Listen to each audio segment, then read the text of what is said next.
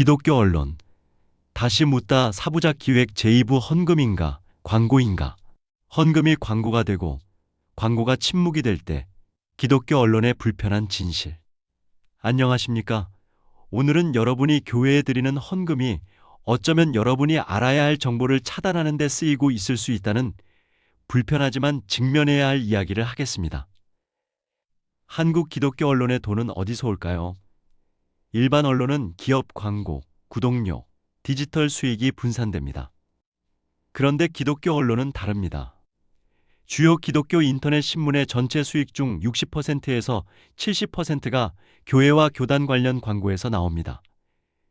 부흥회 광고, 담임 목사 취임 광고, 교회 건축 헌당 광고, 교단 총회 광고, 선교단체 광고. 이것이 기독교 언론의 생명줄입니다. 여기서 문제가 시작됩니다. 광고를 주는 곳이 곧 취재 대상이라는 겁니다. 한 기독교 언론사에서 오래 일한 기자의 말을 전합니다. 부흥사 집회 광고를 받은 다음 주에 그 부흥사의 재정 문제 기사를 쓸 수 있겠느냐? 쓸 수는 있다.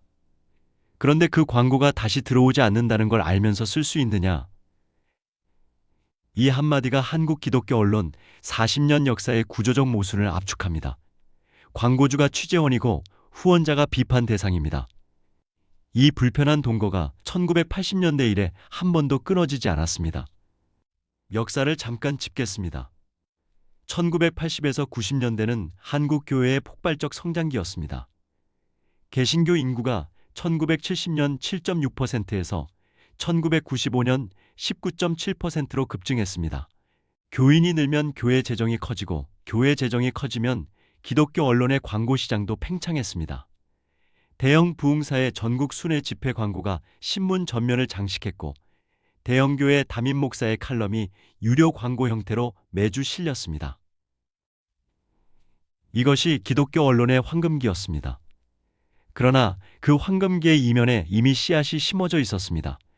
광고를 주는 교회에 대한 비판 기사는 자연스럽게 억제됐고 기독교 언론은 점차 교계 홍보 매체의 성격을 강화해 갔습니다.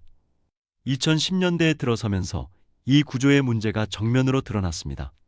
교회 세습, 재정비리, 성비위, 교단 총회 파행.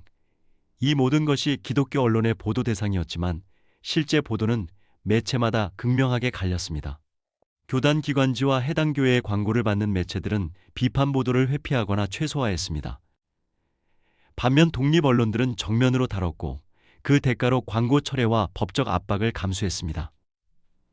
한 편집국장의 말이 기억에 남습니다. 광고 철회는 직접적 압력보다 더 효과적인 검열 수단이다. 돈이 오가지 않는 방식으로 편집권이 통제되는 메커니즘이 작동하고 있다는 겁니다.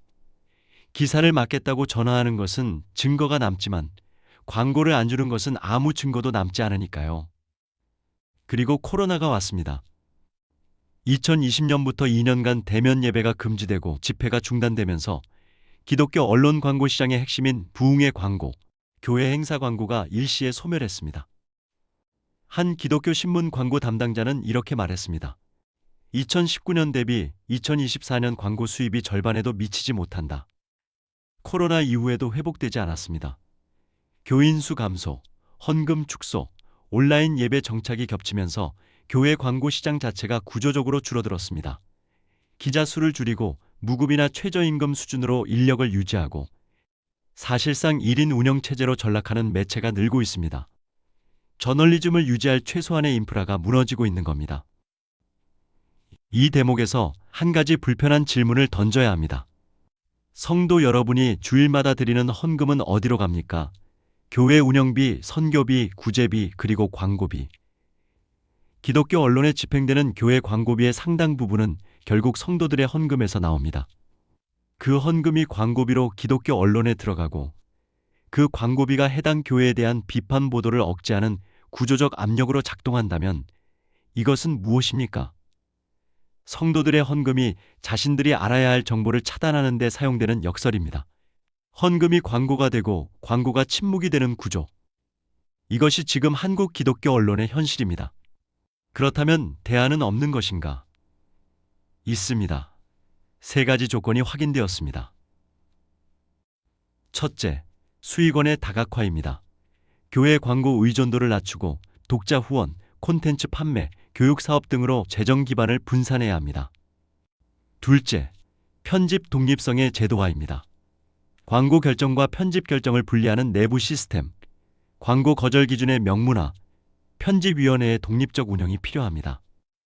셋째, 가장 중요한 것인데 독자 공동체의 형성입니다. 기독교 언론의 독립성을 가치로 인식하고 후원하는 성도들이 있을 때 비로소 재정 독립의 가능성이 열립니다. 이것은 돈의 문제가 아닙니다. 우리 교회에 대한 비판 기사도 정당하다면 보도되어야 한다고 믿는 신앙 공동체의 성숙도 문제입니다. 결국 이 문제의 답은 언론이 아니라 교회가 먼저 내놓아야 합니다. 기독교 언론을 홍보도구로 볼 것인가? 신앙 공동체의 공적 감시자로 볼 것인가? 이 인식이 전환되지 않으면 구조는 바뀌지 않습니다. 광고주가 취재원인 구조에서 기독교 언론의 독립성을 요구하는 것은 우리에게 매달 월급을 주는 사장님을 공정하게 평가하라는 것과 같습니다.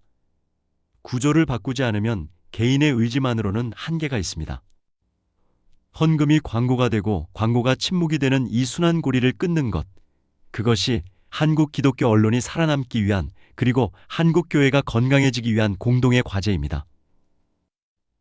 오늘 이야기는 여기까지입니다. 감사합니다. 기사 전문은 뉴스앤넷 홈페이지에서 확인하실 수 있습니다. 구독과 좋아요, 알림 설정 부탁드립니다.